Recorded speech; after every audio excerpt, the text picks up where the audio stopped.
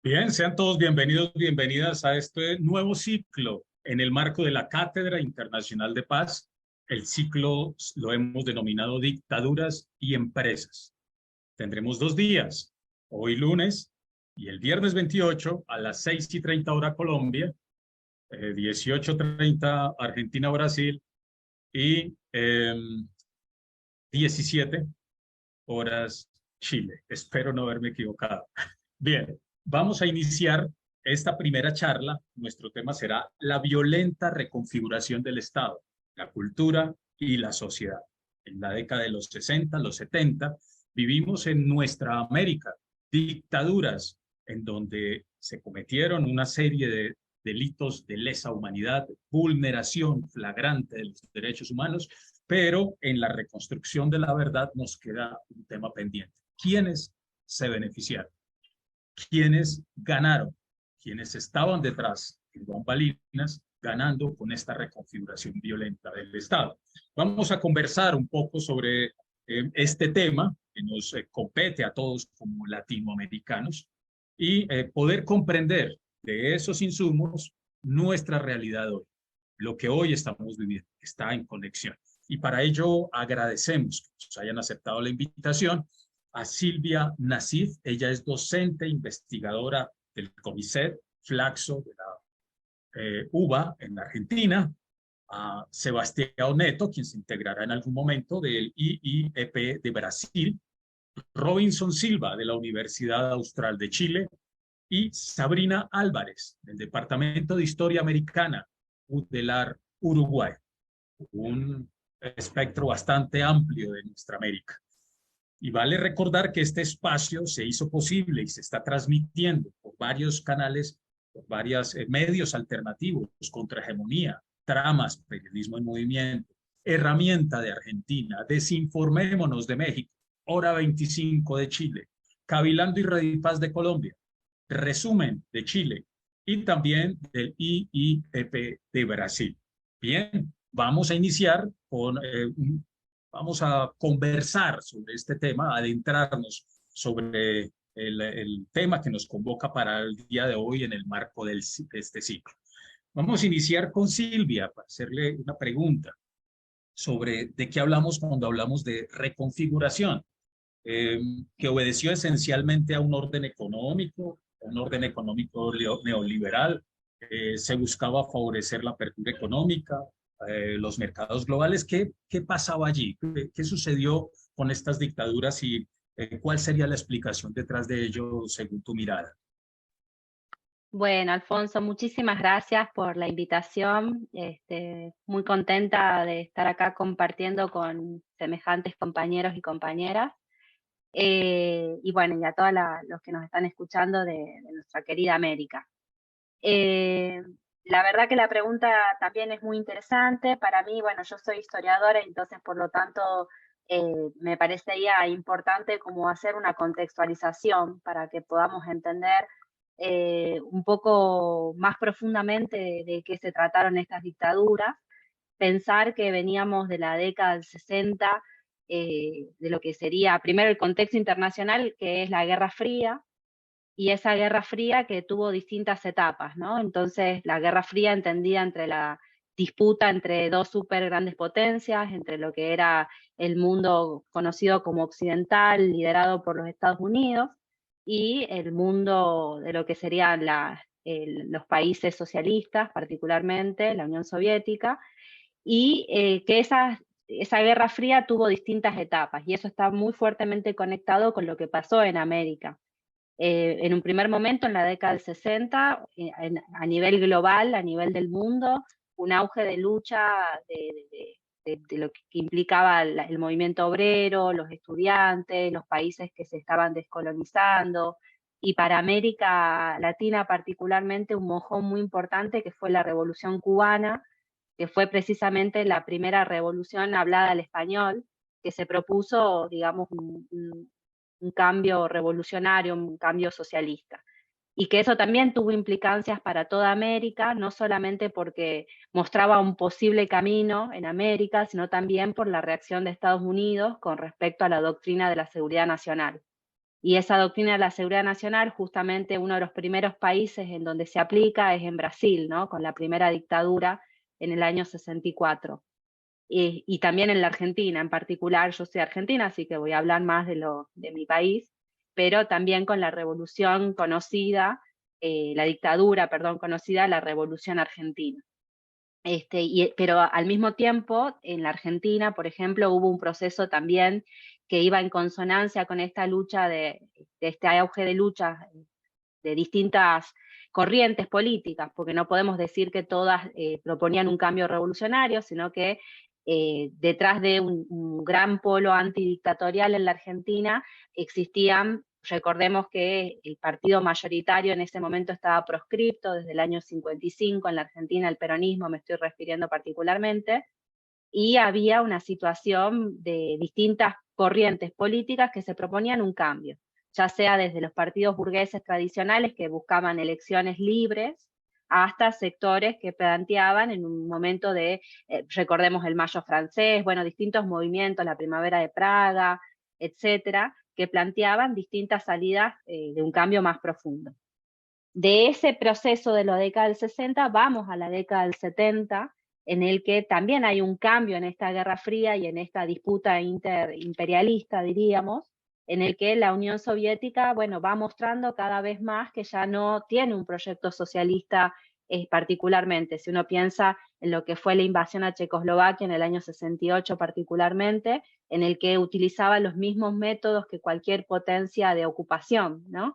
Y que bueno, y que ya de alguna manera se vislumbraba lo que fue finalmente en el 89 con la caída del muro de Berlín. eh, y a partir y digo esto porque es importante, porque al finalizar las dictaduras en América Latina, a fines de los 80 en general, a mediados, principios, fines de los 80, ya estamos en un mundo totalmente diferente, ya no existe, estas experiencias socialistas ya no fueron de alguna manera derrotadas, y se impuso un orden social en el que el capitalismo aparecía como el mejor de los mundos posibles, por un lado, teorías como la globalización, teorías como el fin del trabajo, el fin de la historia, el fin de la clase obrera, y ese es un contexto que fue fuertemente, digamos, acompañado en un proceso ideológico.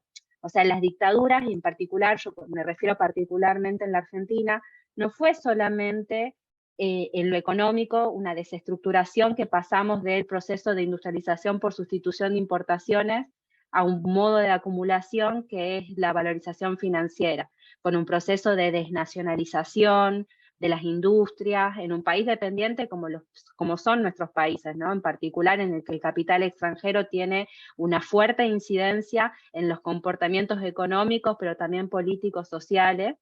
Entonces estamos hablando de una fuerte transformación en lo que sería el aparato productivo, que se impuso en la Argentina y en gran parte de América a sangre y fuego, ¿no? Hacer semejante cambio en las relaciones sociales implicaba de alguna manera, bueno, desestructurar al movimiento obrero, por eso en la Argentina y en nuestros países en particular hubo cantidad de desaparecidos y una utilización de métodos que vamos viendo cada vez con mayor precisión, que se repiten de la misma manera en distintas partes de nuestra América, y eso tuvo una incidencia muy fuerte en lo político y en lo social. Y por eso me refería a que no es solamente una cuestión de nuestra región, sino que implica un cambio global, ¿no? Y por eso hablaba de la Guerra Fría y cómo relacionarla con las distintas etapas de esta Guerra Fría en particular.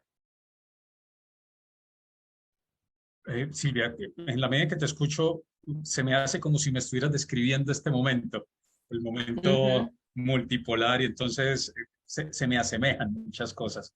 Le pregunto a Robinson, frente a lo que Silvia nos está contando, ¿qué habría que agregar de característica de lo que ocurrió en tu país y qué elementos crees que hoy tenemos aún como legado de toda esa transformación violenta en función de la economía? Bueno, Alfonso, muchas gracias también por la invitación. Encantado de compartir con mis compañeras acá el panel. Y bueno, Silvia hizo un muy buen antecedentes, digamos, muy buenos antecedentes para iniciar la explicación de lo que vivimos también a nivel local o de cada país, ¿no? Que es donde yo, por ejemplo, donde tengo más conocimientos en Chile, entonces me voy a referir un poco más a eso. Pero creo que hay cosas que podemos ir rescatando que son comunes también. Gran parte de lo que dijo Silvia, yo lo suscribo, es parte también del proceso que vivimos en Chile desde los años 60 en adelante. Aquí decir también, o agregar a lo que ya dijo Silvia, todas las políticas de la doctrina de seguridad nacional que se empiezan a estructurar desde los años 60 fuertemente, en Chile tienen un correlato muy importante en las Fuerzas Armadas chilenas, que también es parte de la revisión histórica que hay que hacer, porque no hemos concentrado en el golpe, en el momento fulgurante de la Unidad Popular, que era un proceso muy interesante para todos nosotros, muy importante, pero que termina abruptamente, cruelmente con el golpe de 1973, pero nos centramos en ese momento, UP, golpe, dictadura. Y tenemos que ver las miradas más de largo plazo, porque, bueno, desde una mirada histórica yo creo que eso es muy importante, ver cómo se estructuran ya desde los años 50 estas doctrinas, estos pensamientos que están inspirados un poco en el neoconservadurismo que hoy día todavía vivimos. Cuando tú me dices qué cosas perviven de eso, es que no es que perviva algo, lo que pasa es que son corrientes que vienen desde hace muchas décadas atrás, que están todavía encima de nosotros y que las tenemos que padecer todo el tiempo. Entonces, eso te diría por una parte, y en ese marco uno inserta cuestiones como, por ejemplo, un nuevo modelo económico y político como es el neoliberalismo, inserta transformaciones culturales, sociales, que son muy importantes y que a veces uno las entiende como coyunturales, pero que no lo son tanto. A la luz del tiempo largo, podría decir que, bueno, son formas en que el capitalismo se hace carne en sociedades como las nuestras, tan, tan débiles, tan febles, tan dependientes, ¿no? De alguna manera. Y una cuestión que a la luz de la experiencia chilena yo quisiera rescatar, que es una discusión que estamos teniendo ahora, porque nosotros conmemoramos los 50 años del golpe ahora en el 11 de septiembre, y hay toda una discusión muy, muy gruesa, muy importante entre la política, y digo la política en su conjunto, porque están llegando a esta idea de verdad oficial, que es muy molesta de alguna forma, y desde los que nos situamos desde afuera de ese mundo de consenso político que va desde la derecha pinochetista hasta la socialdemocracia chilena, vamos viendo algunas cosas que son más interesantes. Por ejemplo, ¿qué tan importante es la democracia en nuestras sociedades? ¿Es tan importante la democracia o es más importante que el proyecto popular? Porque una cuestión importante que hay que decir en Chile, que lo que ocurre con el golpe es la destrucción del proyecto popular, que había congregado desde finales del siglo XIX, pasando por una dura lucha sindical, por una lucha muy importante campesina indígena, por acumulación de fuerza en muchos territorios, ¿cierto? Y lugares muy dificultosamente, y lo que se crea y que digamos, emerge con la Unidad Popular es el proyecto popular, y ese es el que es derrotado. Los militares no le dan un golpe a la democracia, le dan un golpe al pueblo, y para destruirlo, y para destruir tus ideas, sus formas de pensar, su acumulación de pensamiento, ¿no? Bueno, de fuerza política también, y todo eso lo vemos a partir de la represión, pero también de las transformaciones culturales y sociales que la dictadura nos legó y que son parte de nuestra herencia hasta hoy día. Yo no sé, lo podemos ver después, qué tanto de eso hay también en Argentina y en Uruguay, pero en Chile es marcadísimo este elemento. Entonces, cosas que perviven o que están ahí en ese gran relato de la historia, es esa continuidad, digamos, y esa transformación violenta que significa el golpe para el proyecto popular. Es clave para el proyecto popular. Entonces, esa guerra fue contra el pueblo, contra las organizaciones sociales. Esa conclusión es bien interesante para poder traernos hacia el día de hoy lo que está ocurriendo en lugares como Jujuy o como en Bolivia o bueno, mismo Colombia. Sabrina, ya escuchamos Argentina, escuchamos Chile. Desde tu experiencia y el lugar donde estás, ¿qué podríamos agregar? Y preciso, partiendo de lo que nos está diciendo Robinson, ¿cuál es, en medio de ese complejo panorama, cuál era el lugar de las organizaciones sociales y populares, rurales, urbanas, los pueblos originarios? ¿Qué pasaba con ellos en ese contexto, Sabrina? Bueno, me sumo también al agradecimiento por el espacio y el reencuentro con compañeros para conversar de estos temas que, bueno, que nos van encontrando en distintas circunstancias.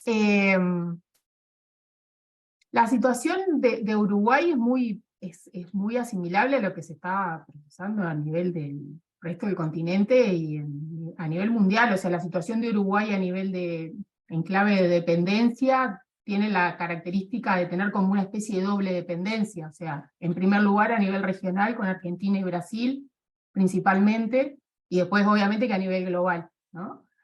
Entonces, todos esos movimientos que uno ve, que se van dando tanto en Argentina como en Brasil, más tarde o más temprano están repercutiendo en Uruguay, y de ahí es que mucho para quienes estamos investigando, pero también para quienes están más involucrados con los procesos de memoria, verdad y justicia, siempre como que la referencia de Argentina y Brasil es bien importante, porque en realidad, bueno, nada, por la vía de los hechos, digamos, están muy implicadas las historias, y sobre todo más desde esa posición de Uruguay, con esa doble dependencia, digamos, que tiene.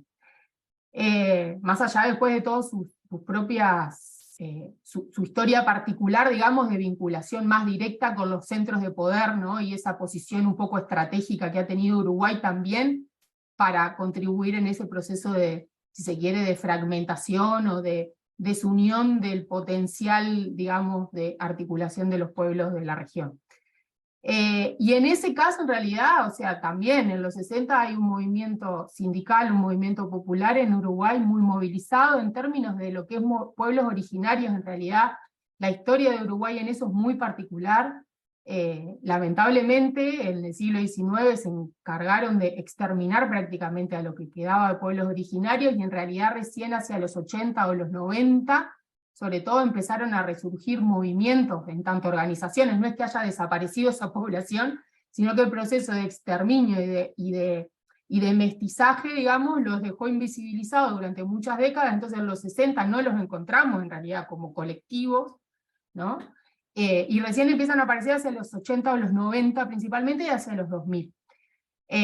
Las comunidades afrodescendientes sí, en realidad tienen algunas lógicas de organización un poco más sostenidas a lo largo del tiempo, y fueron uno de los ejes de, no tanto en sí como en su organización, sino en cuanto a expropiar, digamos, parte de sus lugares originarios de radicación desde la época colonial, que eran sobre la zona de la costanera, sobre el río, digamos, que está en Montevideo, que es una zona que desde los 50, 60, muy cotizada, muy codiciada para la construcción inmobiliaria, que fue uno de los sectores económicos más favorecidos durante la dictadura. Y bueno, hubo un proceso de expulsión de esa población, de esa zona, ¿no? De desplazamiento, digamos, urbano. Y después ni que hablar, hay un gran actor que es el que sufre, digamos, y donde el entramado de la represión pone el eje más fuerte, es sobre el movimiento sindical, que desde los 50, a la luz del agotamiento, el desgaste inducido, ahí, bueno, depende de cómo uno lo quiere interpretar, digamos, desde donde uno elija mirarlo, del modelo de sustitución de industrialización por sustitución de importaciones. Desde los 50 el movimiento sindical uruguayo viene resistiendo fuertemente al impacto de ese proceso, ¿no? Todo en el contexto de la Guerra Fría, bueno, y esos procesos también económicos que van en paralelo a la Guerra Fría, digamos. Viene resistiendo fuertemente y logra entre el 64 y el 66 conformar una gran organización sindical, una central sindical, digamos, que es la Convención Nacional de Trabajadores, el antecedente directo del actual PIT-CNT, que es la central sindical que hay actualmente en Uruguay. Y bueno, y en realidad ahí, a lo largo de los 60 ya uno ve que hay intentos de implementación de políticas de corte liberalizador y hasta neoliberalizador, tempranamente ya desde en los 60 para el caso de Uruguay, y ahí sí en combinación también con medidas más de corte desarrollista, digamos, hay como una conjunción hay como una tensión, digamos, dentro del elenco gobernante, de la época, entre esas dos perspectivas, termina ganando la pulseada, la perspectiva, digamos, liberalizadora, y bueno, y ahí en realidad es sistemática la resistencia de parte del movimiento sindical, y de allí eso es lo que nos lleva a pensar o poner un poco más en el ojo de que, bueno, de que en realidad uno de los ejes fundamentales del golpe de Estado del 73, pero que ya viene con un acumulado previo mínimamente desde el 68, con lo que fue el gobierno de Jorge Pacheco Areco, que fue duramente represivo, gobernando bajo estado de sitio, toques de queda, violaciones de derechos humanos ya tempranamente, digamos, prisión, encarcelamiento, tortura, gente que tiene que pasar a la clandestinidad, organizaciones ilegalizadas, ¿no? Pero bueno, ahí hay un corte fuerte que es en junio del 73, también estamos conmemorando los 50 años del golpe de Estado en Uruguay este año.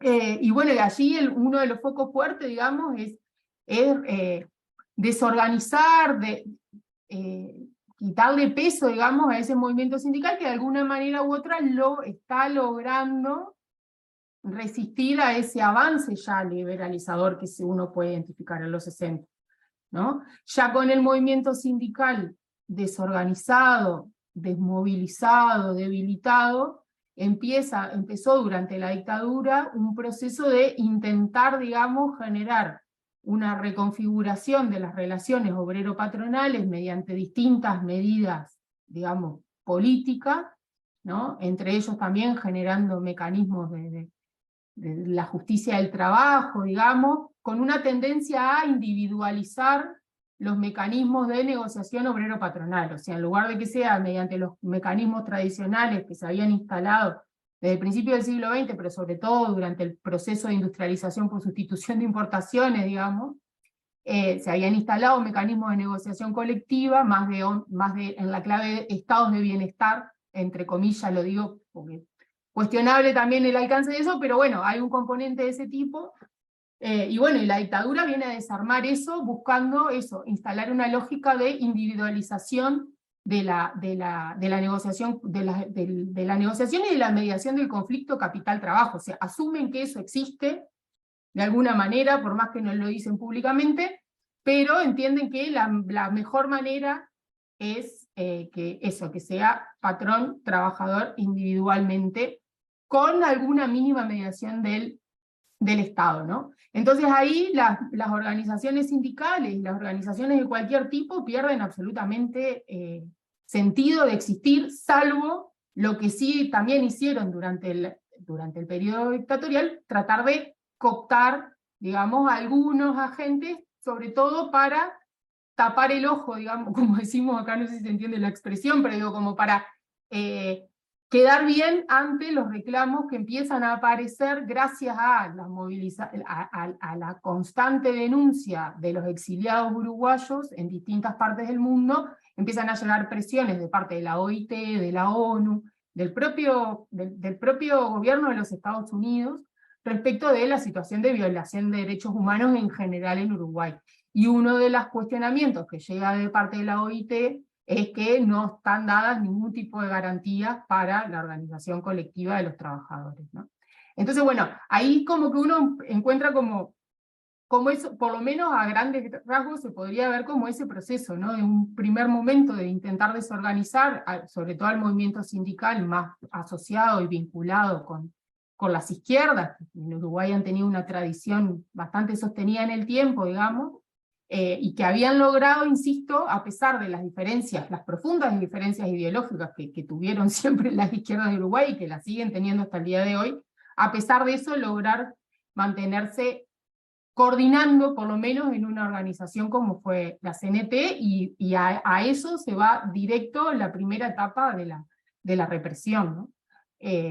Y después, bueno, estas búsquedas más como por cooptar, por mantener cierta imagen pública de que hay ciertos mecanismos de organización. Después hay otro gran agente que es el movimiento estudiantil, que en los 60 fue un aliado clave de todos estos procesos, ni que hablar, ¿no? Y de donde el movimiento guerrillero, que es un actor que obviamente estaba activo en la época, ¿no? El principal movimiento en Uruguay era el el MLN Tupamaro, pero también había otros como la OPR 33, vinculado con la Federación Anarquista Uruguaya, que bueno, que ahí en realidad uno ve como la fluctuación, ¿no? Algunos militantes sindicales que también eran militantes guerrilleros, militantes estudiantiles que también eran militantes guerrilleros, o militantes estudiantiles que pasan a ser militantes sindicales y después vinculados con los partidos legales, digamos, de las izquierdas. Bueno, hay todo ahí como realmente hay un campo popular muy movilizado, organizado, coordinando, con capacidad, por lo menos de eso, resistir a ese avance que hay, digamos, en términos de lo que se le ha llamado en Uruguay el liberalismo conservador, o sea, un liberalismo en términos económicos y un conservadurismo en términos políticos y culturales, ¿no? Y bueno, en ese gran entramado el movimiento sindical tuvo históricamente un protagonismo y una centralidad muy importante, y por eso, insisto, más allá de que tiene que ver con lo que yo me vengo profundizando en el estudio, es un actor que es clave en esa búsqueda de desarticular a ese movimiento popular. Perfecto. Se ataca entonces la capacidad organizativa, debilitar el movimiento social, la capacidad organizativa sindical, en varias técnicas, la persecución, la criminalización, y también desaparecer individuos, líderes, liderazgos, para desaparecer el movimiento y la capacidad organizativa de resistir a un modelo que se impone a la fuerza. Nos va quedando eso muy claro. Y han mencionado también de las conmemoraciones que se acercan en los diferentes países. Vamos a hablar de eso un poco, de la verdad. La reconstrucción de la verdad es también una apuesta ética y política, si lo miramos desde los pueblos. Poder decir qué pasó y sobre todo por qué pasó. Tratar de recuperar al sujeto político que fue vulnerado. Pero nos queda una pregunta. ¿Eso es lo que ha ocurrido con las comisiones de la verdad, con las expresiones de reconstrucción de la verdad? ¿Qué podemos decir frente a eso? ¿Y qué nos falta hoy, aún hoy, tanto tiempo después, en función de una verdad con ese fundamento ético y político que busque la transformación de las condiciones de opresión? Vamos a hablar un poco sobre eso. Empezaríamos, hagamos como un nuevo orden de inicio con Robinson sobre esta pregunta. ¿Qué ha pasado con las comisiones? ¿Si han servido o se han institucionalizado o no han acudido a la verdad? Y surgen expresiones populares de reconstrucción de la verdad que en realidad tienen ese objetivo ético y político. ¿Qué decir frente a eso, Robinson? Mira, las comisiones de verdad en Chile o sea, nacen de la institucionalidad. No es una demanda popular ni del movimiento de derechos humanos, nunca lo fue.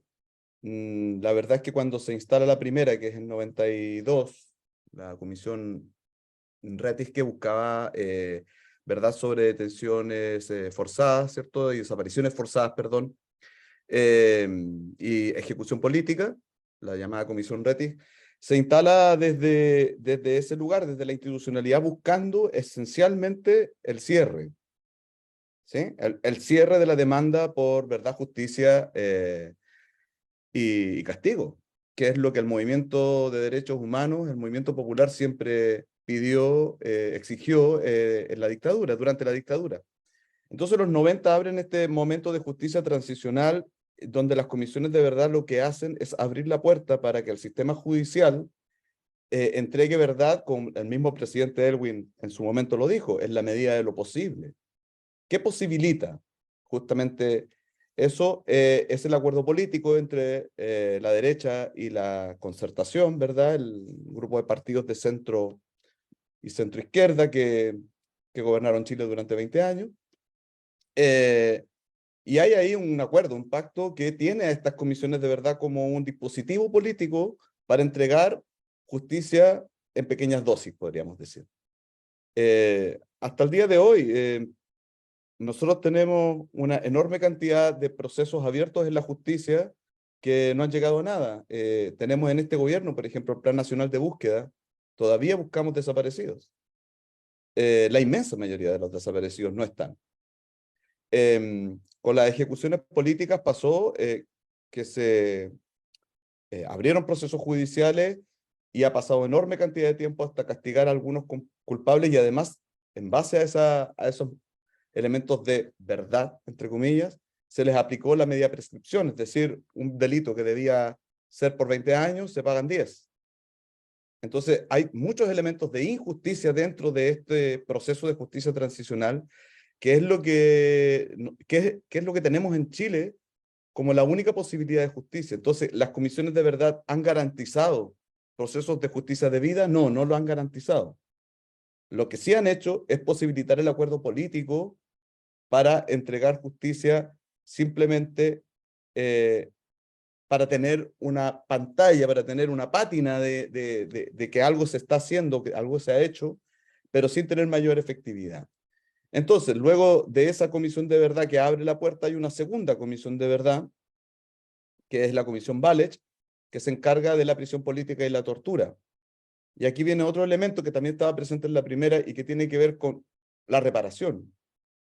Entonces, se reconoce una verdad para reparar. ¿Y qué significa reparar? Que te den un plan de salud, que te entreguen una pequeña pensión o una beca para tu hijo, tu nieto, ¿no?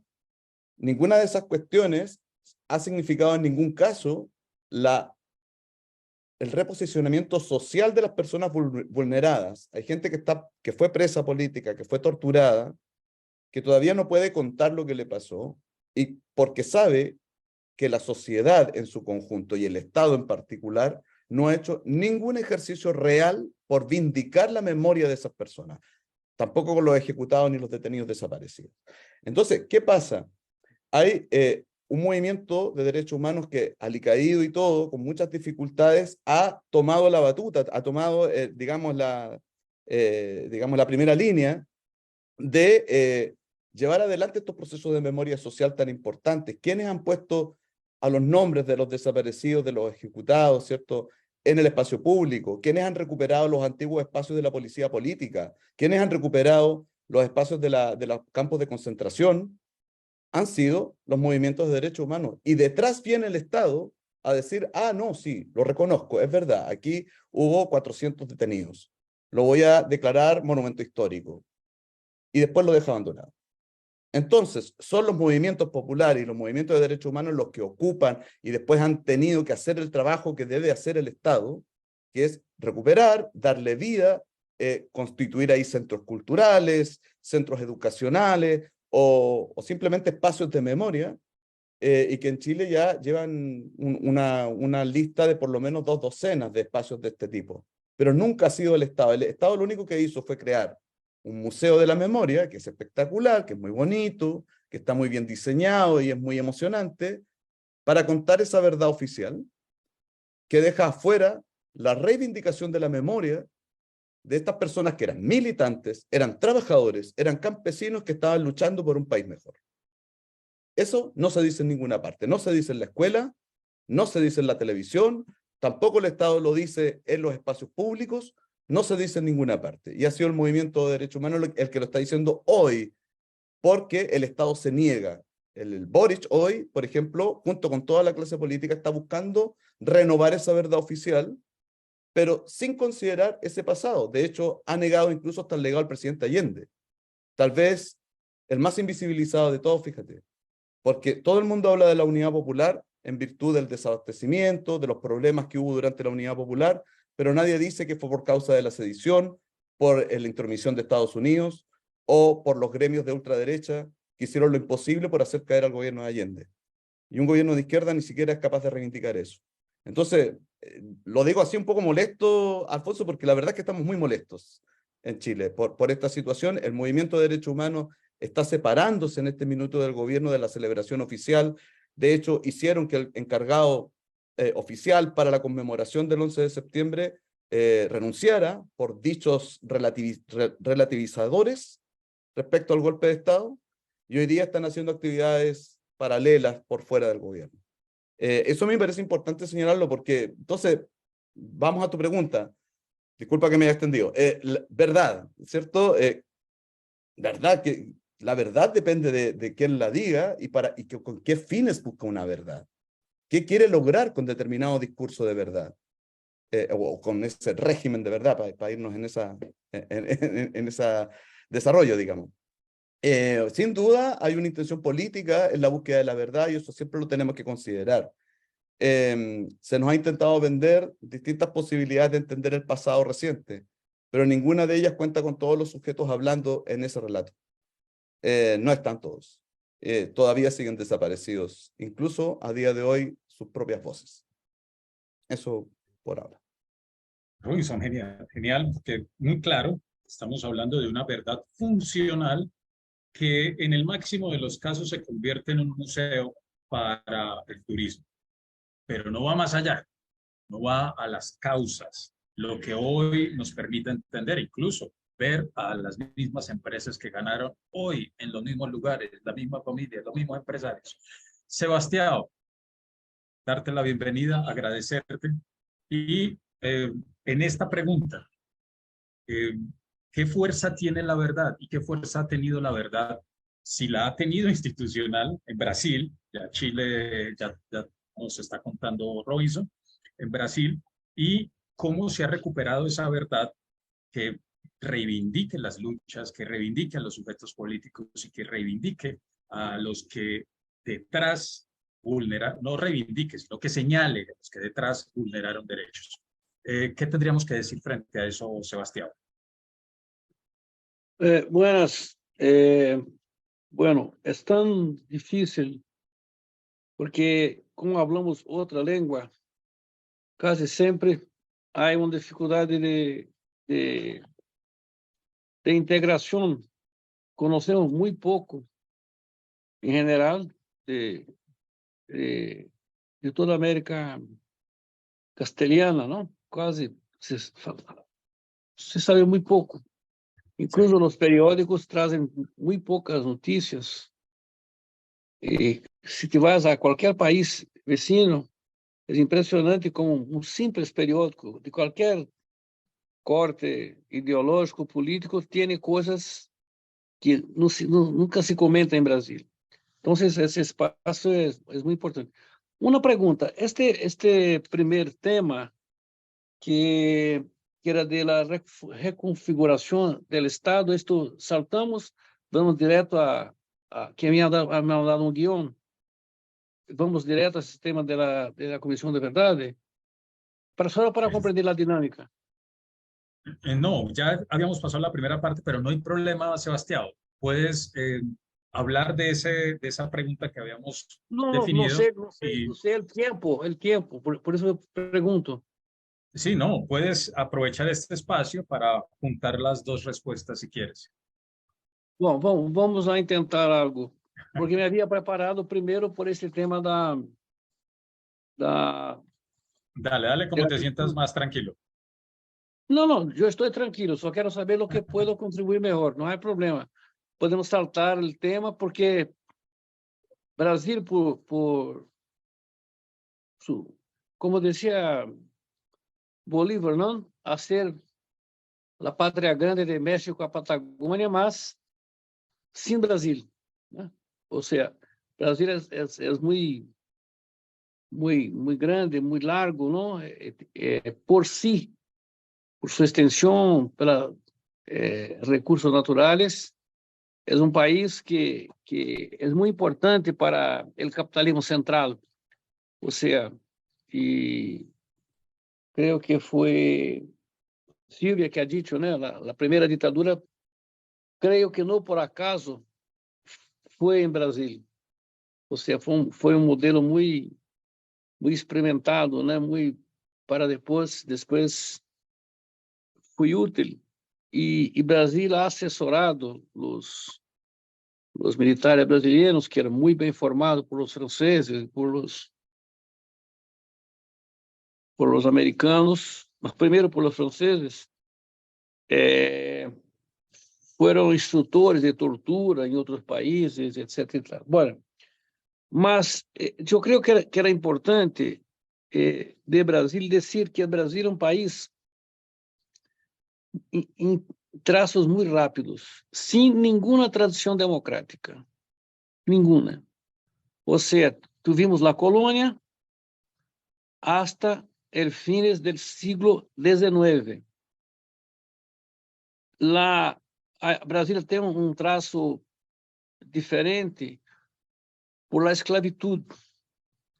era um país construído sobre los trabajadores negros trazidos de África. Entonces, estos fueron hasta 1889. Un año después viene la República. Pero la República, o sea, 1500, lo que llaman descubrimiento, 1889, una colonia portuguesa, de 1890 hasta 1930, simplesmente uma combinação de oligarquias regionais, ou seja, de 1500 hasta 1930, é um país de absoluta dominação de sua elite, que tem uma cultura escravocrata. Então, este é um marco, é um traço, creio, um pouco diferente do Brasil. É um país de uma tradição de esclavitud em los costumbres, las relações sociais. Hoy, los jóvenes negros são os que mais morrem. Todos os indicadores sociais de los negros são piores, de las mujeres, de qualquer coisa. Bueno. Então, decía ao início que é um país sem tradição democrática hasta 1930. De 30 hasta 45 é a ditadura Vargas, que é o mais competente, o maior, o mais grande estadista do Brasil. É um tipo increíblemente capaz em seu projeto político. Claro, nosso inimigo não é um elogio, é uma caracterização política. É um gênio, que pensava à frente da burguesia, à frente, muitas décadas. Há muitos embates em que Vargas propõe coisas, um pouco, em algumas coisas parecidas com Perón, que os setores burgueses não concordavam, mas ele pensava em um estado produtivo para a burguesia. Bueno, só que em paralelo com o governo Vargas, 1930, de mais ou menos 30 hasta 1970, ou seja, 40, 50 anos, a população brasileira, que era 70% em el campo, em 30 para 40 anos, vai à cidade, ou seja, quedam em el campo 30%. Este é o Brasil. Ou seja, isto explica o tamanho de nossas metrópoles, a miséria nas barriadas, o que nós chamamos aqui a periferia, não é? Ou seja, então é um país de uma exclusão social muito bruta e massiva, sempre sob o signo da esclavitud. Bueno, e há um problema, porque mesmo quando tem uma indústria muito importante, Brasil, talvez, com todo o respeito, em América Latina, é o único país que tem o que se pode chamar de todas as gamas industriais, o tuvo, hoje cada vez menos, mas tuvo, era uma potência industrial que fabricava de todo, de coisas altamente sofisticadas até as coisas muito básicas. Havia uma indústria completa e complexa, hasta os anos 70, 80, hasta 90, mais ou menos. Há muitas coisas aún hoje. Bueno, pero que passou com as forças políticas? O Partido Comunista, que foi fundado em 1922, quase a mesma idade do Partido Italiano, que é de 21, algo assim. O Partido Comunista Brasileiro só foi ter legalidade 50 anos depois. Então, para que tenham uma ideia do que é a não democracia em Brasil, a tradição não democrática.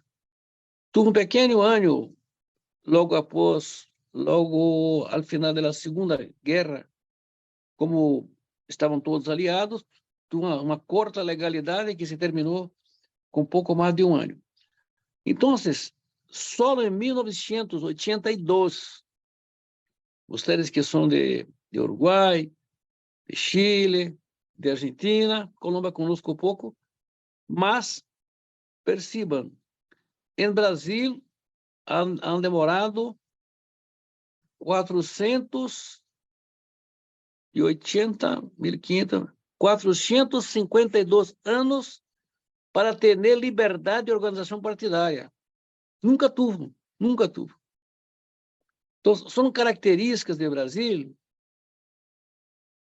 que, logo depois de Vargas, aí, o que chamamos acá, de 46 até 64, são poucos anos, é chamado intervalo democrático, que não foi democrático para os sindicatos. É o período em que houve mais intervenções em sindicatos gubernamentales de que em governo Vargas. É terrível o período de intervalo democrático. Pero o crescimento industrial, o crescimento das cidades vai permitir uma incipiente, uma inicial, mas possante, importante organização da classe obrera. Por exemplo, a cidade onde trabalhei eu, e a minha categoria, metalúrgicos, éramos, em 1900, ao final dos anos 80, só metalúrgicos em uma única cidade, 400.000 metalúrgicos em uma única cidade, que é São Paulo. É uma coisa impressionante do que era fazer um trabalho para ganhar o sindicato, que nunca ganhamos. Ok. Bueno, o Partido Comunista ha buscado desde os anos 30 hasta su final, al final de los anos 80, depois se reconstruiu uma coisa chamada burguesia nacional, e não lá encontrado. Ou seja, toda a tática da Terceira Internacional de buscar parceria com a burguesia, de fazer um desenvolvimento capitalista, de não sei o que, isto não serviu para nada, só ilusões. Então, quando vem o golpe militar, em 1964, o Partido Comunista se despedaçou.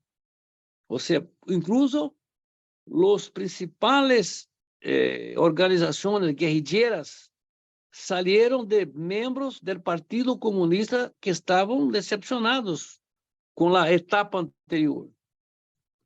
Pero a reconstrução da esquerda durante a ditadura vem de outros orígenes, que é importante saberem. Todo o que era herege, Rosa Luxemburgo, Trotsky, não sei quem, Bordiga, Gramsci, se tornaram os constituintes ideológicos da esquerda que ha salido bem da ditadura, não os estalinistas. É muito importante saber isso. Ou seja, toda a gente que era herege, que era tida como não sei o que, pela Terceira Internacional, foram os que saíram melhor, porque não tinham passado por as decepções de uma política errática, errônea, antes de 64. Ressaltando, o Partido Comunista era um partido que estava antes de 64, em todas as partes, no campo cultural, no campo obrero, no campo sindical, el campo agrário, como se diz, os trabalhadores rurais. É um partido muito importante, tem muitos mártires, fomos formados por eles, mas estavam na linha, o rumbo estava errado. Bueno, Entonces, la ditadura militar en Brasil hace una configuración de un tipo de Estado, un poco basado en la reconstrucción italiana de posguerra, un poco como Corea, grandes conglomerados nacionales. El Estado invirtió toda la infraestructura, ha cambiado el país en todo, en carreteras, en correo, en energía, en todo, con el Brasil potencia y teóricamente con tecnología internacional.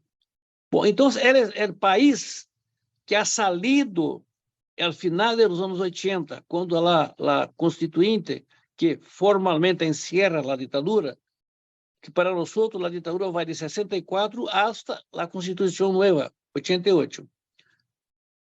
É um país profundamente aún marcado por la desigualdade, com grupos associados ao capital internacional muito fortes, pero com um absoluto domínio das empresas multinacionais. Ou seja, em Brasil, houve, de los anos 50 hasta el golpe de 64, uma crescente, uma pequena melhora del nivel de vida de los trabajadores por sus protestas, sus greves, sus sindicatos, no sé qué. Pero nunca hubo en Brasil algo que justificase el golpe militar. Había una participación popular, mas no algo que amenazase las instituciones.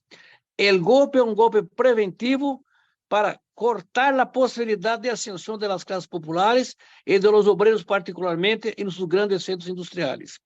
Que isso sim, havia muita possibilidade, havia um ascenso. E um governo um governo democrático, ele que foi derrumbado, né, permitiu isto, um governo de composição, mais ou menos à esquerda, algo assim, democrático, vamos dizer, para os padrões de América Latina. E a ditadura ha criado, para encerrar esta parte, o que o relatório de los trabalhadores na Comissão Nacional da Verdade se diz um novo regime fabril.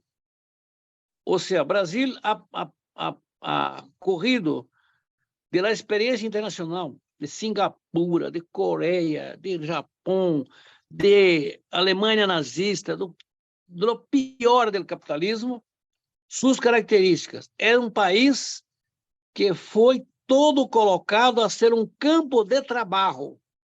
Então, se lá medidas de proibição absoluta das huelgas, absoluta, as maneiras de administrar os despidos de los trabalhadores, ou seja, a retirada de direitos, los anos melhores da economia de Brasil e los posteriores da crise econômica, com grande inflação hasta los anos 80, el turnover, o sea, el giro de la mano de obra, llegó a 70% al año. O sea, en Brasil, lo mejor era contratar un trabajador y pasado algunos meses despedirlo, porque no levaba nada. Entonces, ese proceso de acumulación es que resultó en este Brasil que tenemos hoy. Bueno, si me dan algunos minutos, hablo un poco del tema de la Comisión de la Verdad. ¿Es posible o salta para otro compañero? Si quieres, Neto, sí, Neto, nos haces un recorrido fascinante de Brasil, nos ubicas ya en el contexto en el que estamos dialogando. Te propongo, pasamos a Silvia Sabrina y volvemos contigo antes de pasar al otro bloque para profundizar sobre el tema de la verdad, porque ya nos hiciste el panorama.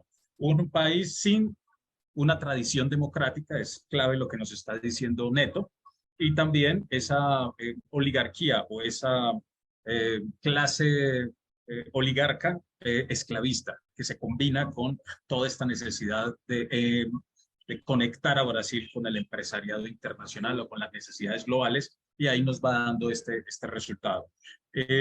Vamos con Silvia para profundizar un poco sobre el tema de las comisiones de la verdad, las institucionales y no institucionales, cuál ha sido ahí como la reflexión o el aprendizaje en Argentina. Silvia.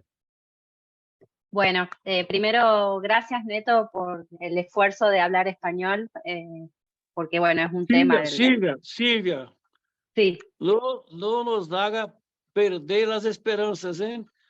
Siempre hacemos que ustedes son mejores que nosotros en temas de reparación, de justicia. Por favor.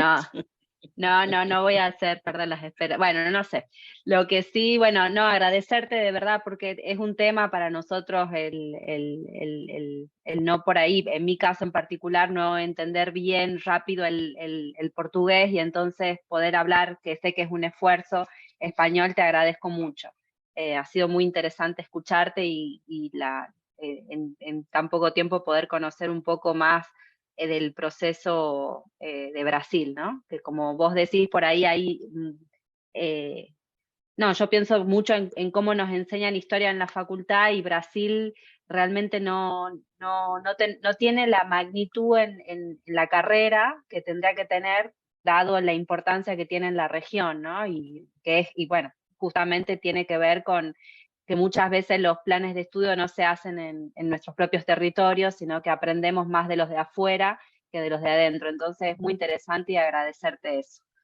En relación al proceso de justicia, memoria y verdad en la Argentina, yo creo que es muy interesante poder ir señalando que desde que se estaban cometiendo los crímenes del terrorismo de Estado, existieron distintos agrupamientos, me parece que tiene que ver mucho con la tradición en nuestra región de trabajo colectivo y de organización, ¿no? Y entonces, desde el mismo momento que se estaban realizando estos crímenes, principalmente los familiares, buscando a sus víctimas, ¿no? Y me refiero particularmente a las madres, que no solamente se conocen mucho las madres de Plaza de Mayo, que está vinculado a Buenos Aires, pero digo, en cada uno por ejemplo, en Tucumán, que es de donde yo soy, también hubo organizaciones de derechos humanos en la misma dictadura, que bueno, no estaban como tal, pero se empiezan a constituir ahí, buscando a sus familiares, ¿no? Y eso es algo una impronta que me parece que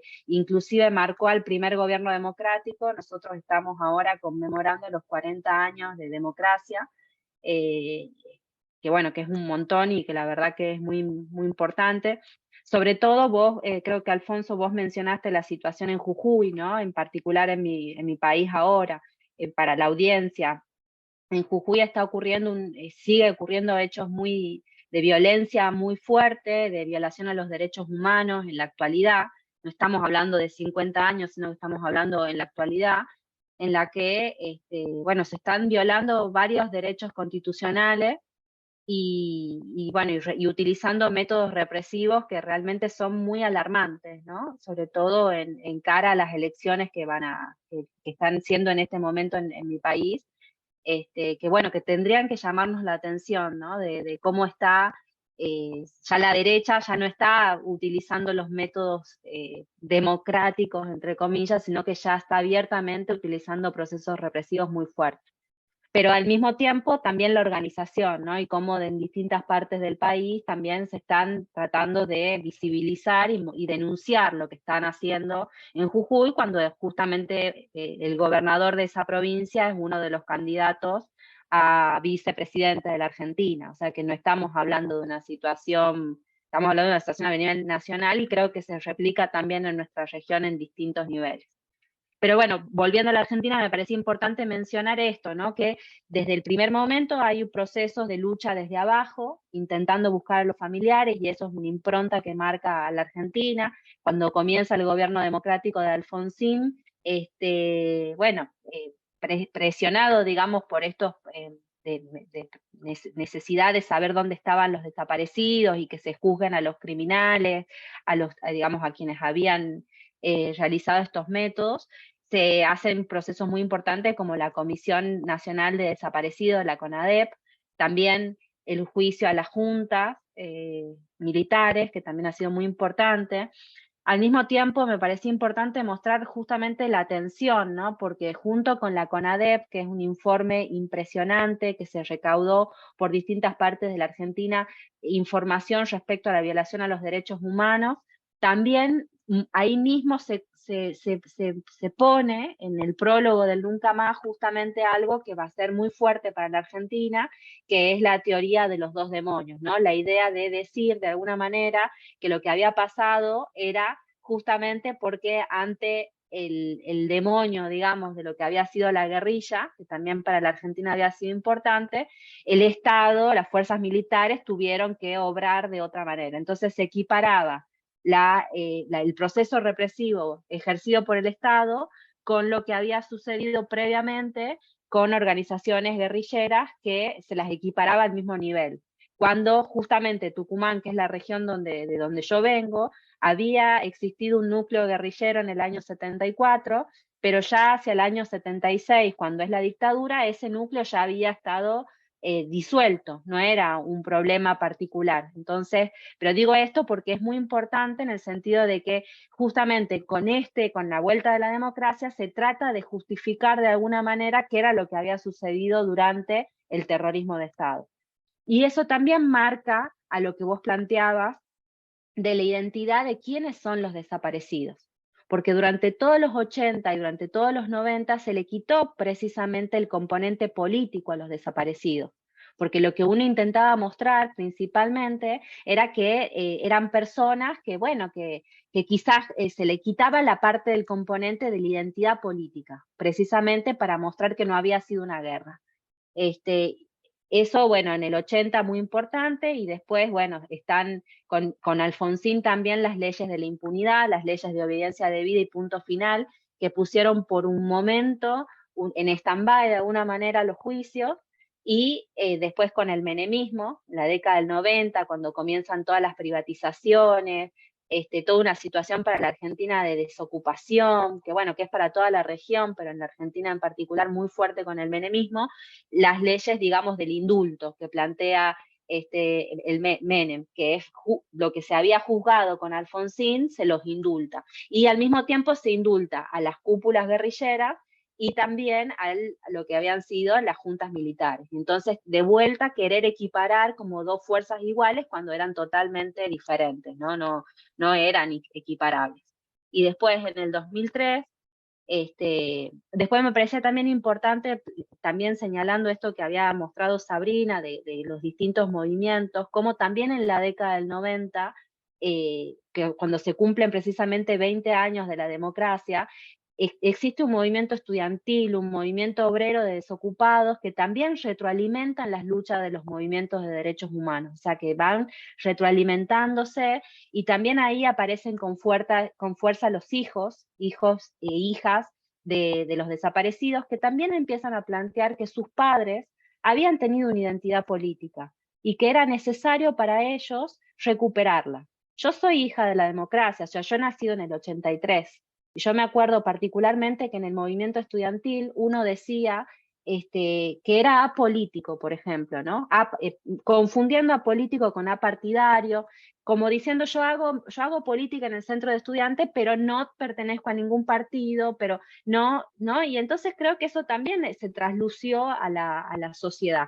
Y bueno, y finalmente en el 2003, con un gobierno nuevo, con el gobierno de Néstor Kirchner, comienza la reapertura de los juicios de lesa humanidad, que no es una decisión del gobierno solamente, sino que era un pedido de muchos años, ¿no? De pedido de justicia, de que se abran los juicios, que haya justicia en la Argentina.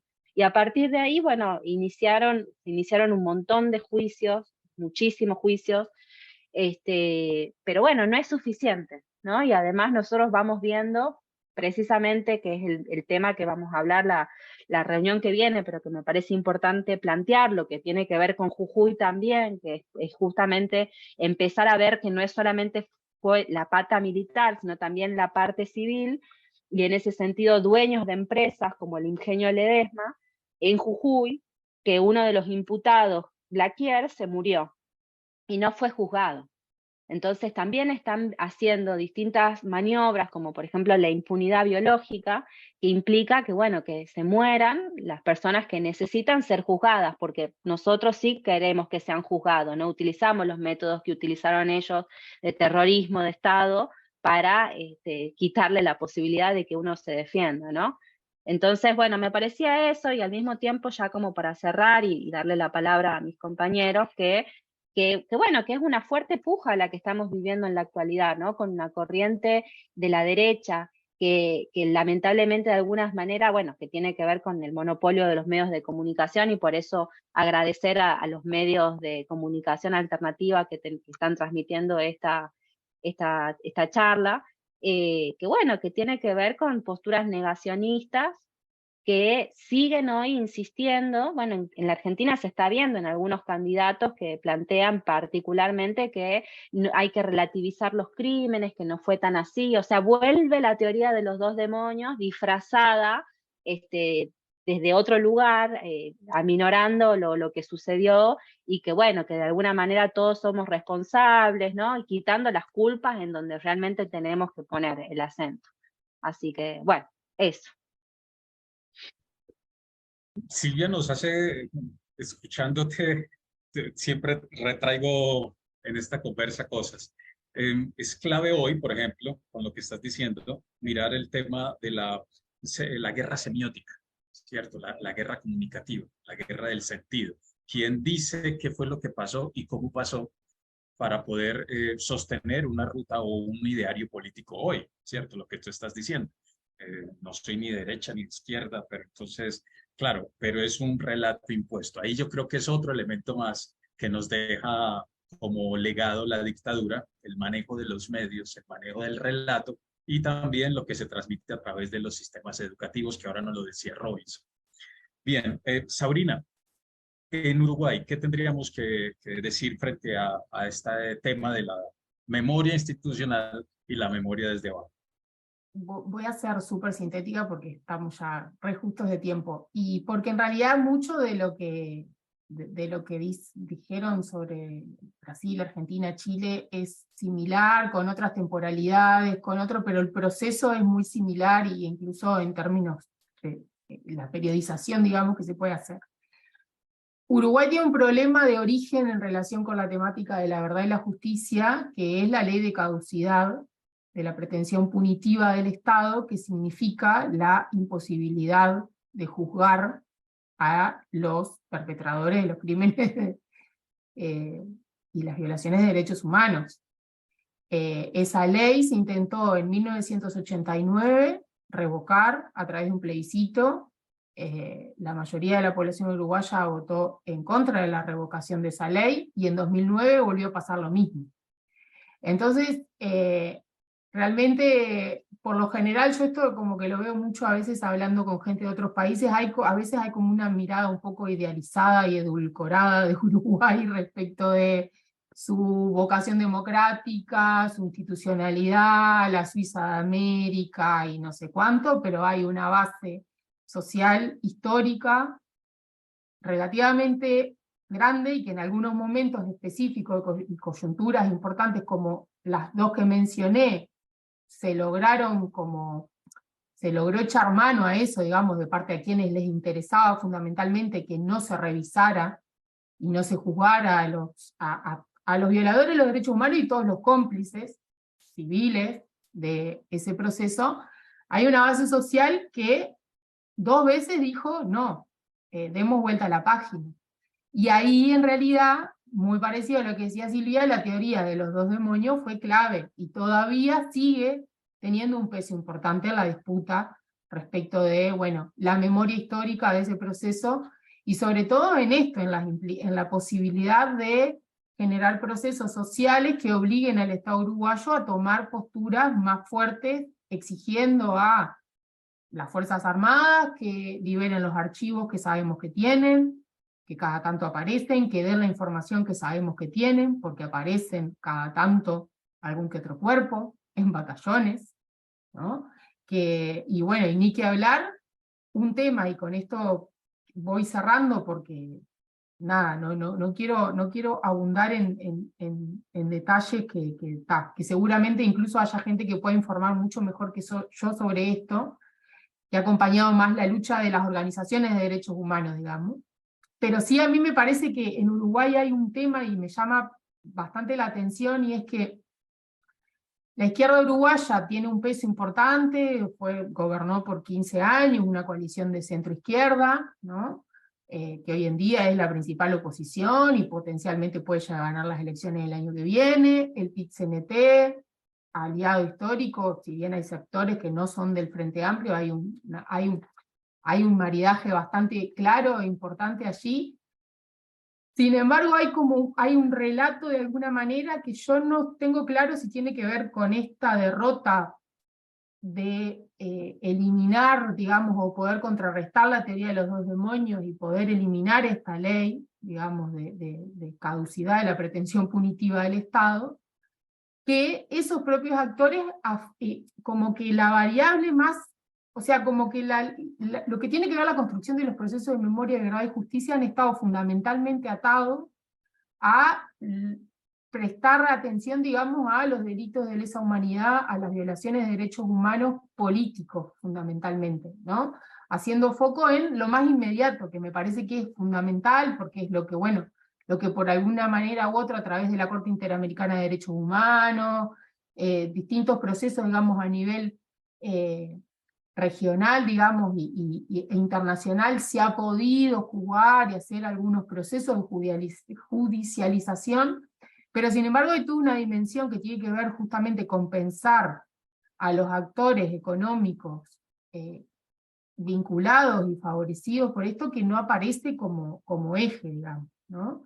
Y sí se logró una ley de reparación a las víctimas del terrorismo de Estado, pero fundamentalmente vinculado, bueno, con lo que significó el exilio, la prisión prolongada, pero hay una dimensión que a mí me llama poderosamente la atención, justamente por esto, por venir como por el peso que tienen las izquierdas, digamos, y que uno inferiría que la perspectiva de clase tendría que tener como un peso más fuerte en el análisis, digamos, y el intento de comprender el proceso, y también de pensar cómo jugamos para realmente que nunca más tenga la dimensión que tiene que tener, digamos, que no tiene que ver solamente con el Estado, sino que tiene que ver un Estado en función de una serie de intereses económicos, políticos, sociales, culturales, que están vinculados con el Estado, pero no necesariamente, y todos esos actores están absolutamente invisibilizados, y para mí son en parte los grandes impunes, digamos,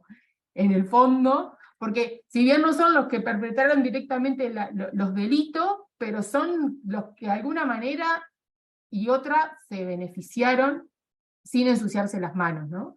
Entonces ahí, eso, yo quiero subrayar eso, seguramente el viernes lo podamos conversar un poco más, porque es algo que me llama poderosamente la atención y que en realidad me empezó a saltar, digamos, la interrogante, sobre todo conociendo los avances que ha habido en Argentina, en Chile, en Brasil, y sobre todo que avances, digamos, que tienen que ver con reclamos de las propias víctimas, digamos. Y esto lo digo con total respeto a las víctimas sobre esto. Yo creo que las víctimas de esas violaciones de derechos humanos, más en dimensión de las violaciones de derechos humanos económicos incluso, ¿no? Esta cuestión que mencionaba hace un rato, lo del desplazamiento forzado de esta población afrodescendiente, se empezó a visibilizar hace 3, 4 años, digamos, por parte de las víctimas, ¿no?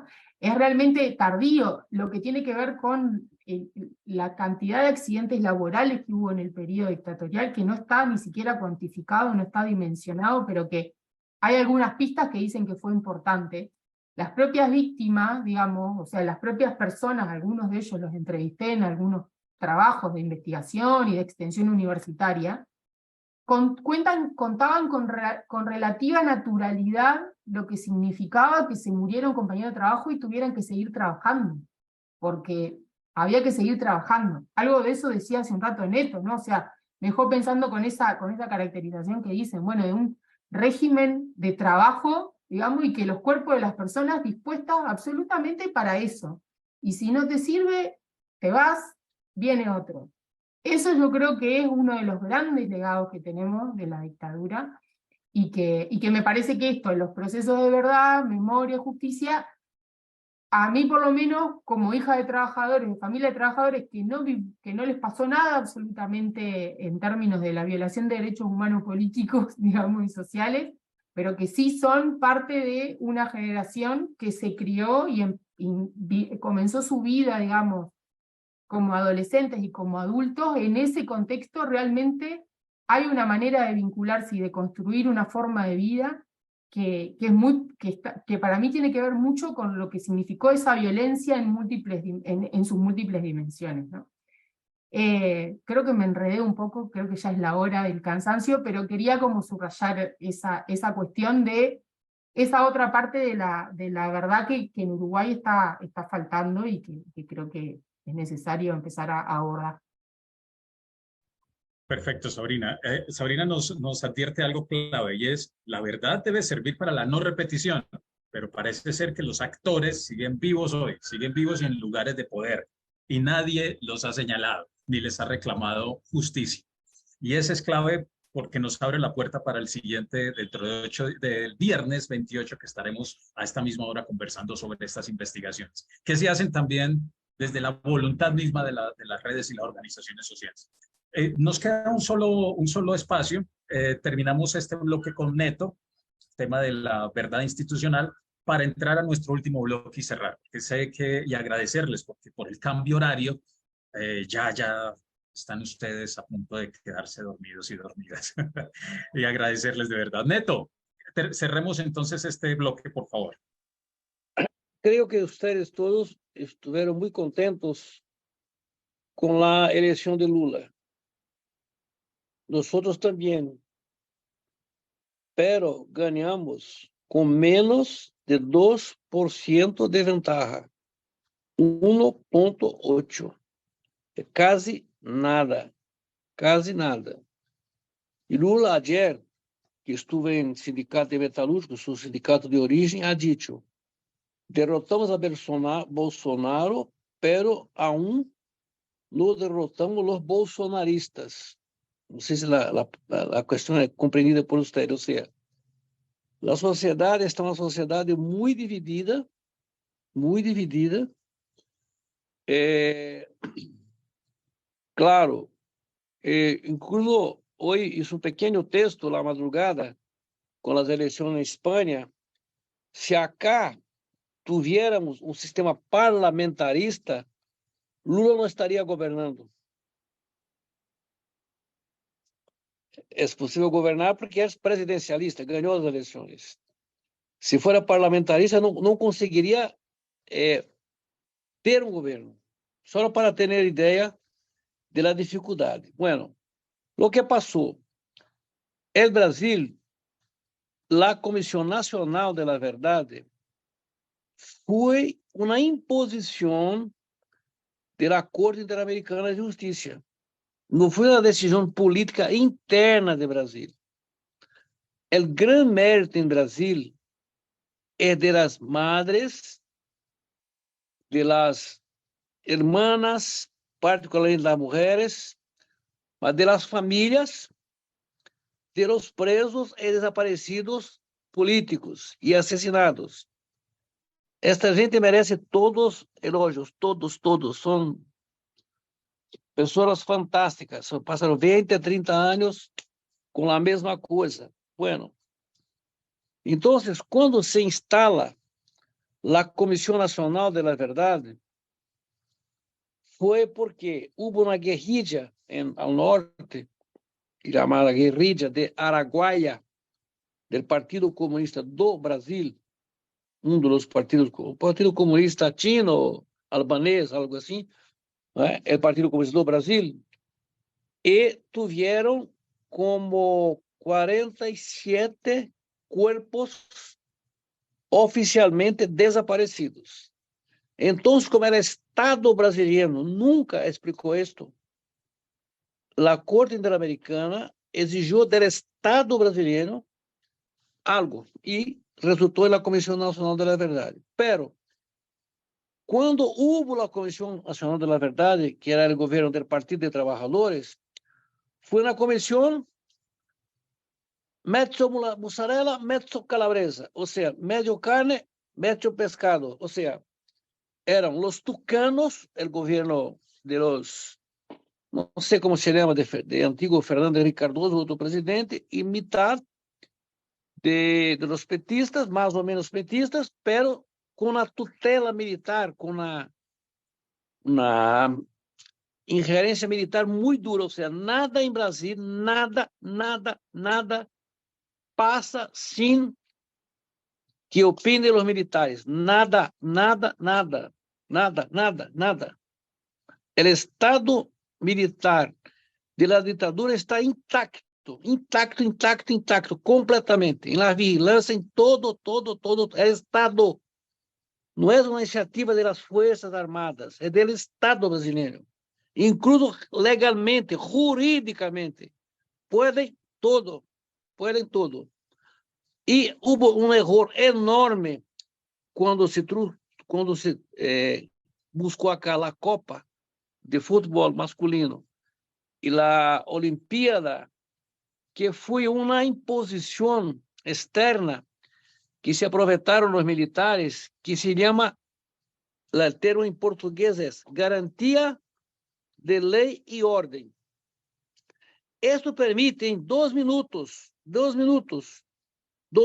minuto, que el presidente diga, apele a cualquier disturbio social, garantía de la ley y de la orden, y el comando del país pasa a los militares. Punto. Este es un decreto de la presidenta Dilma que nosotros defendemos, votamos y tentamos que no cayera. O sea, un error político bárbaro, terrible, para garantir la Copa y la Olimpíada. Bueno, ¿qué resultó? 2014, termina la Comisión Nacional de la Verdad. Muy breve agora, 2 minutos. Termina a Comissão Nacional da Verdade. El día 10 de diciembre de 2014 es el relatório final de la Comisión Nacional de Verdad en el Palacio Presidencial, el Palacio del Planalto. La compañera Dilma ha recibido, ha llorado y ha se olvidado de esto completamente. Nada, no pasó nada. 2015, acordamos como borrachos en la acera. ¿Qué vamos a hacer de la vida? Puta que pariu, estamos jodidos. ¿Dónde es mi casa? ¿Dónde está mi mujer? Perdidos. Entonces, fue donde empezó este movimiento que ustedes tienen que acompañar con mucha atención, que es de buscar la reparación de las empresas cúmplices de la dictadura. Quando intentamos isso, éramos ni de lejos, Sancho Panza, ni de lejos. Éramos uns tontos que vamos tentar. E a gente nos cumprimentava, muito bem, mas como assim um acalanto, uma maneira de ser simpático, mas não esperavam nada. Por incrível que pareça, foi conseguido que a Volkswagen hiciera um acordo médio, pero que ha resultado em alguns, em dólares, $400,000, para a investigação de 10 empresas. Isso termina agora, é o último dia de julho, agora, este mês. E estamos, a IEP, produzindo, hoje mesmo, há outro vídeo, 10 vídeos, um de cada empresa, e há um grande produtor independente, aqui um grande jornalista, Bob Fernandes, que está nos colocando a nível nacional. E isso ha despertado agora que todas as agências críticas, periodistas de esquerda, direitos humanos, há uma epidemia de publicações sobre a ditadura em Brasil. É uma coisa maravilhosa que está acontecendo agora, de 1 ou 2 meses para cá, desde que o primeiro resultado público foi apresentado na Universidade Federal de São Paulo em 5 a 7 de junho. Ou seja, estamos esperançosos, pero 17 vezes, não tenham nenhuma expectativa, porque o governo de Brasil no quiere saber de este tema, punto, punto. Entonces, por ejemplo, Bolsonaro, el último año de su gobierno, ha dimitido y cerrado la Comisión de Muertos y Desaparecidos, así, por 3 líneas, simples así. El gobierno Lula no va a recrearla, no va. Há incluso uma pessoa muito importante do Ministério Público que está teoricamente nombrada. Não sale o decreto de sua nomeação. Não vai sair. Ou seja, em Brasil não há condições políticas e institucionais por arriba de fazer isto. Se algo vai sair por abaixo. Ou seja, não temos nada a reclamar do governo Lula. Miren, não é isto.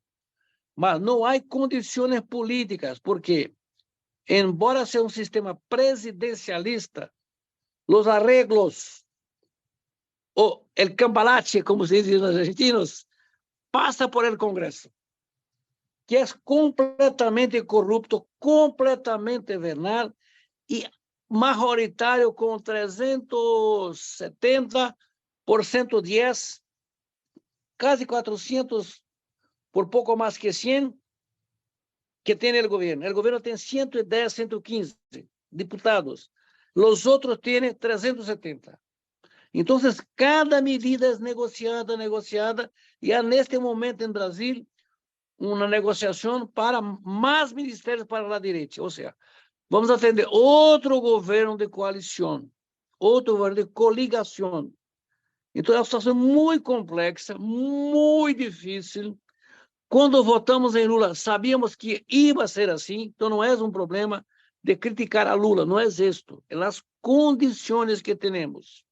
As razões, eu he buscado dizer em minhas primeiras palavras, mas é muito complexo, ou seja, não tenham grandes esperanças institucionais, não tenham. É isto, para, muito brevemente, plantear o problema, só isto. E me ha gostado muito, aprendido, tive uma classe hoje de América Latina, então, em minha universidade, ustedes me ajudaram muito, muito. Esperamos continuar. Disculpe el tiempo. ¿Está bien? No, tranquilo. Muy bien. Tenemos Silvia, Sebastián, Robinson, Sabrina, agradecerles infinitamente. Nos queda un bloque, pero lo vamos a dejar para dentro de 8 días por el tiempo. Tenemos un retorno, y ya Sebastián nos lo está diciendo, hay una arquitectura institucional que quedó de estas dictaduras que aún no se ha tocado, y parece ser que así está en todos los países de nuestra América, que permite que hoy el discurso de la derecha, las empresas, pero ahora con sello verde, las multinacionales y la bota militar reaparezca, ¿sí? Con cara de progresismo o no progresismo, pero el sistema creo que va más allá de las intenciones de transformación. Entonces nos queda un reto gigante, y para eso es la verdad, para darnos cuenta y generar acciones de transformación desde abajo. Entonces nos queda abierta toda una gran puerta de reflexiones para el viernes 28, es la invitación. Viernes 28 a las 6:30 hora Colombia, 18:30 hora Colombia, a las 19:30 hora Chile y 20:30 hora Argentina, Brasil, para que nos volvamos a encontrar y profundicemos sobre las investigaciones y este bloque que nos quedó abierto. Muchas gracias, descansen y nos vemos el viernes. Larga vida, larga vida. Gracias. Bueno, muchas gracias. Hasta luego. Gracias. Chao.